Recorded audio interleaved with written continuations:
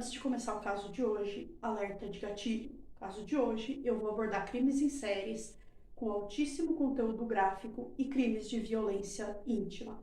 Se são assuntos sensíveis para você, vai assistir outra coisa, fecha o vídeo. E claro, a classificação indicativa é para maiores de 18 anos. Pri em cores. Obrigada, Pri em preto e branco. Oi, zumbis. Eu sou a Pri. Esse é o canal Necrotério. E o caso de hoje é longo, é gráfico, é violento, então já deixa o like aqui para mim que me ajuda demais na divulgação.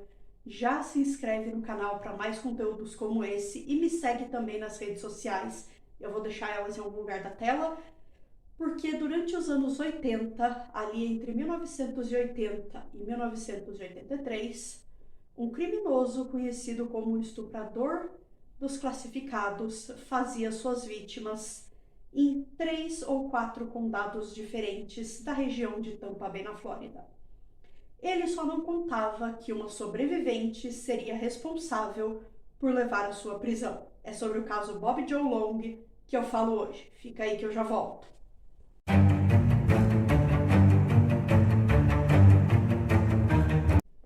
Bom, eu já tô aqui com o meu caderno de anotações e roteiro e vamos lá. Bobby Joe Long nasceu Robert Joseph Long em 14 de outubro de 53 em Kenova, na Virgínia Ocidental. E ele faleceu em 23 de abril de 2019 na prisão do estado da Flórida. Ele era filho de Joe e Lowella Long, que era um casal um tantinho conturbado e se separaram quando Robert ainda era uma criança. O Robert também nasceu com um cromossomo X extra. Ele tinha algo como 47 XXY, né, no seu nascimento, que é uma variante da síndrome de Klinefelter, eu acho que é assim que se fala. Então, o Robert, além de tudo, era uma pessoa com essa síndrome, era uma pessoa que convivia com essa síndrome, que basicamente faz com que a pessoa desenvolva o hormônio de estrogênio a mais do que o normal, e por conta disso, Robert acabou desenvolvendo seios, né? Robert acabou desenvolvendo peitos, o que fez com que ele sofresse muito bullying na escola durante a infância por causa disso. Até a sua adolescência, quando ele conseguiu fazer uma cirurgia para retirar esse excesso de pele que cresceu por conta da síndrome. Bom, o Robert também, enquanto criança, sofreu alguns acidentes, muitos deles envolvendo pancadas e ferimentos na cabeça. E o Robert, como todo assassino em série, como todo criminoso em série, tinha uma relação no mínimo estranha com a sua mãe. Chegando a dormir, dividir a cama da mãe, né, dormir na mesma cama que a mãe, até os seus 14 anos, que foi quando ele conheceu a sua namorada do colégio, Cindy Brown. E foi nessa época também que Robert e sua mãe se mudaram para Tampa Bay, na Flórida. Enfim, Robert teve uma infância bem típica de muitos assassinos em série. Uma infância conturbada, regada a negligência e pequenas violências, como tantos que a gente vê por aí. Bom, a mãe de Robert, também durante essa época, meio que mantinha um entre-sai de namorados na casa dela e do Robert. E o Robert, ele não gostava muito desses namorados, e também era dito que o Robert era um cara assim, durão, mas bem-humorado. Até que em 1974 ele finalmente se casa com Cindy Brown, a sua namorada do colégio, 2 anos depois de entrar para o exército. Então Robert entrou para o exército em 1972 e 2 anos depois se casou com Cindy. Ainda em 1974, o casal Robert e Cindy tiveram o Robert, no caso, sofre um acidente de moto, aonde ele é lançado 30 metros à frente da moto e sofre lesões na cabeça. Nessa época, o casal também esperava o primeiro filho, e foi depois desse acidente, então, que o comportamento do Robert mudou drasticamente com a Cindy. Foi nessa época que ele foi dispensado do exército por conta do acidente, E ele então passou a se tornar extremamente abusivo com o Cindy. E o meu fone acabou de desligar.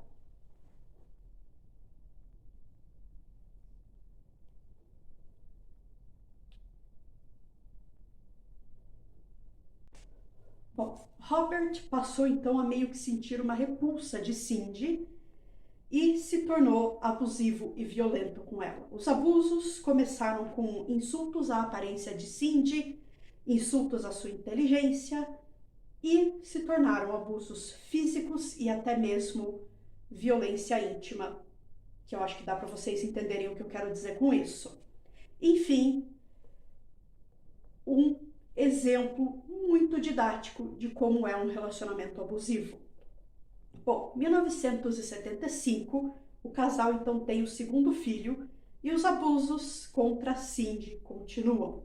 Robert chegava a cometer violência íntima com Cindy e sufocava a esposa até que ela desmaiasse. A Cindy até tentou escapar e fugir alguma vez, mas ele sempre a persuadia a ficar. Aquela velha história do cara que vai mudar, que não é bem assim, que ele vai mudar. A gente já sabe como é. Até que em 1980, depois de 6 anos, a Cindy finalmente pede o divórcio a Robert.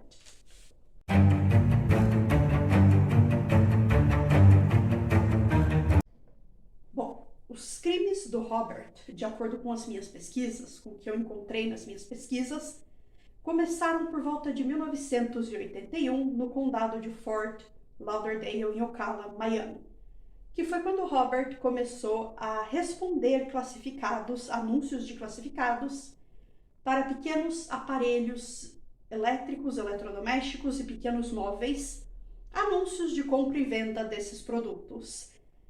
E isso era parte do seu modus operandi inicial.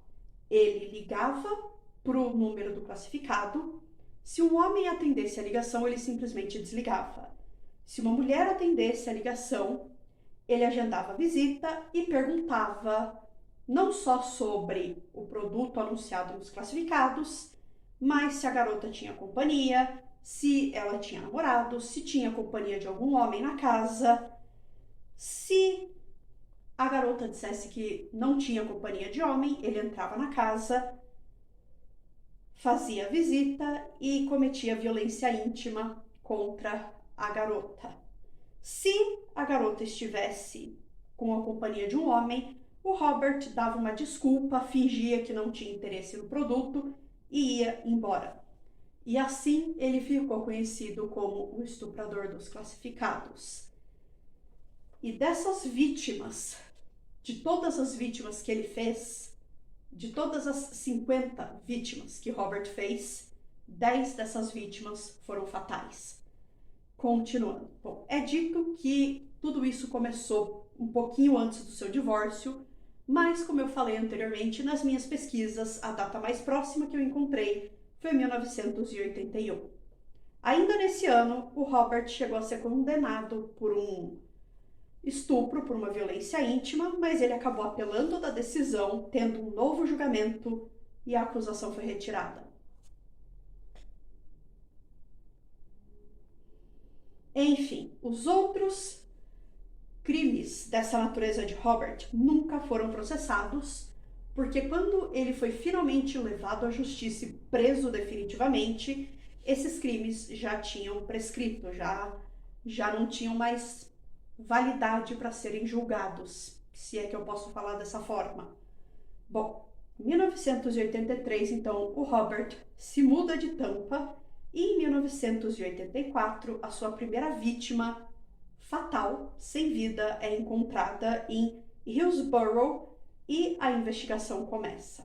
Mas outros 10 crimes são descobertos em 3 condados diferentes. No condado de Hillsborough, no condado de Tampa e no condado de Paso. E até mesmo o FBI chegou a se envolver nessa investigação. E esses 10 crimes são aquelas 10 vítimas fatais que eu falei para vocês. E em 1984, quando essas vítimas começaram a ser descobertas, o Robert, ele estava em condicional por um crime de agressão. E foi aí que o seu modus operandi mudou um pouco. O modus operandi do Robert, que tirava a vida das mulheres, mudou.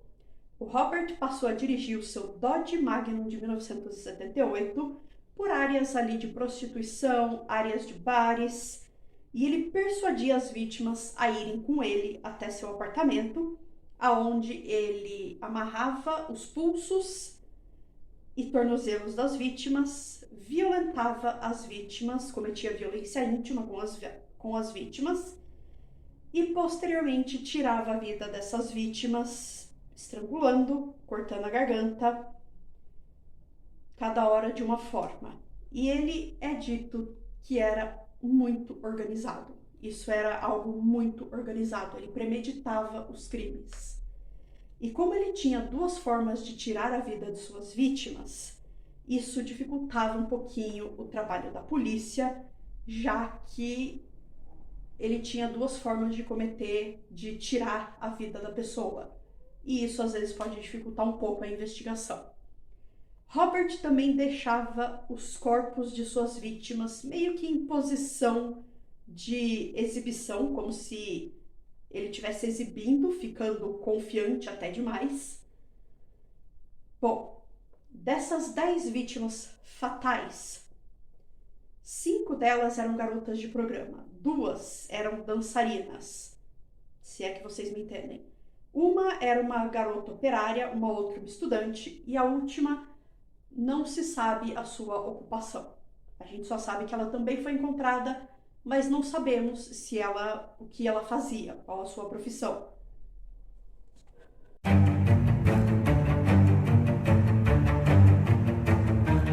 Bom, na introdução desse vídeo eu falei de uma garota sobrevivente. E de fato eu vou abordar um pouco a história dessa sobrevivente aqui, porém o caso dela dá completamente um outro vídeo separado desse canal que eu vou trazer para vocês na semana que vem. Mas, para efeito desse vídeo, eu vou trazer um pouco sobre ela. A sobrevivente é ninguém menos que Lisa McVeigh. Lisa nasceu em 11 de março de 67 e foi sequestrada, sim, sequestrada por Robert, em 3 de novembro, de 1984, aos seus 17 anos. Lisa trabalhava em uma loja de donuts, morava com a avó e o namorado da avó, aonde ela era, desde os 14 anos, aonde ela era vítima de incontáveis abusos físicos, psicológicos e até mesmo violência íntima. E, segundo a própria Lisa, sim, ela ainda está viva, segundo a própria Lisa, esses abusos ocorriam às vezes sob a mira da arma do namorado de sua avó. E na noite de 3 de novembro de 84, a Lisa voltava do trabalho de bicicleta quando uma arma é apontada para sua cabeça e ela é forçada a entrar em um carro. Ela não viu a pessoa se aproximar. Bom, antes de Lisa ser totalmente vendada, de ter seus olhos cobertos, ela conseguiu ver que os bancos do carro eram brancos, que o carpete era vermelho e que no carro, entre o banco do motorista e o banco do passageiro, havia uma lâmina afiada. A Lisa também teve as mãos e os tornozelos amarrados e mesmo com os olhos cobertos, ela conseguiu ficar atenta e prestar atenção a barulhos, curvas, cheiros, tudo que pudesse ajudá-la a identificar o seu criminoso, a pessoa que cometia esse crime contra ela. Uma vez que o carro para, depois de 20 ou 25 minutos, a Lisa então percebe que ela pode estar entrando em algum tipo de prédio e ela decide deixar as suas digitais em tudo. Caso aconteça algo, a polícia vai saber que ela esteve ali.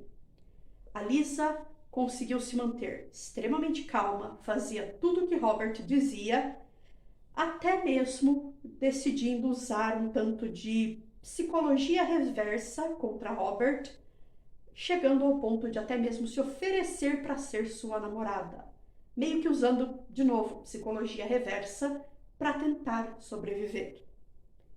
Bom, depois de 26 horas de sequestro, sem ver o rosto do seu agressor, a Lisa é libertada. Ela não viu de fato o rosto, visto que Robert manteve Lisa com os olhos cobertos o tempo todo, mas ela sabia como que era a fisionomia de Robert. Afinal de contas, ela tinha tocado em tudo na casa e em um dos momentos em que Lisa sofria violência íntima, Robert a fez tocar em seu rosto. Então, ela tinha uma noção de sua fisionomia, de seu cheiro e voz. E a Lisa, então, ela volta para a casa da avó e vai na polícia. Mas, como a grande maioria das mulheres, ela não é levada a sério. Até que uma policial ouve a sua queixa e decide investigar o caso.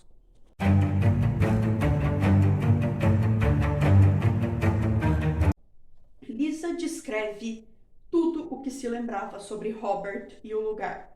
O que ela se lembrava de Robert é que ele tinha cabelos curtos e castanhos, que ela conseguiu ver um pouquinho em algum momento, um pouquinho antes de ser vendada, antes de ser colocada no carro, que Robert provavelmente tinha um bigode, visto que ela havia tocado o rosto dele e ela sentiu, e que o cativeiro, ou o apartamento, ou o lugar para onde ela foi levada após ser sequestrada, era um lugar com cheiro de limpeza e organizado, e também provavelmente recém-pintado, já que ela conseguiu sentir, já que Lisa sentia cheiro de tinta. E ela também conseguiu perceber que o carpete do lugar era verde com detalhes em vermelho. Essa garota, ela conseguiu perceber muitos detalhes. É impressionante o quanto essa garota conseguiu fazer para se manter viva. Bom, o Robert, então, em um dado momento, é parado pela polícia e fotografado. E sua foto é mostrada a Lisa, que imediatamente o reconhece, e Robert, então, é preso saindo de um cinema em 16 de novembro de 1984. Nesse ponto, a polícia já tinha algumas evidências que ligavam Robert aos outros crimes, como roupas, fibras, material genético, marcas de ligaduras e cordas. E assim, gente, naquela época, 1980, os testes e exames de DNA, eles estavam no começo. Era o começo dos testes e exames de DNA que a gente conhece hoje. Bom, o Robert, então, ele, em interrogatório, confessa o caso de Lisa e mais outros casos não resolvidos, somando ao todo 50 vítimas. Não só na região de Tampa Bay, mas em outras regiões também. Em 24 de setembro de 1985, o Robert se declara culpado e recebe 26 sentenças de prisão perpétua, sem a possibilidade de condicional. E o Estado manteve a possibilidade da pena capital para o caso de uma outra vítima não identificada, que eu não consegui encontrar a identificação dela nas minhas pesquisas no caso. Bom, 24 de fevereiro de 99, o Robert entra com uma apelação que foi negada e a pena capital foi mantida. Bom, 23 de abril de 2019, Robert é executado por injeção letal, foi dado como morto às 6h55 da tarde, sem uma declaração final. E eu também não consegui encontrar se Robert fez ou não a sua última refeição, como é costumeiro em países como os Estados Unidos, que tem a pena capital. Bom, zumbis, eu realmente, quando pesquisei esse caso, fiquei muito impressionada, não só com a resiliência dessa garota sobrevivente, como decidi que, de fato, a história dela merece ser contada em um vídeo separado. Agora eu quero saber de vocês. Vocês já tinham ouvido falar do caso de Bob Joe Long? Deixa pra mim aqui nos comentários. Não se esqueçam de se inscrever no canal, Eu vou ficando por aqui com mais um Sexta de Crime. Eu fui!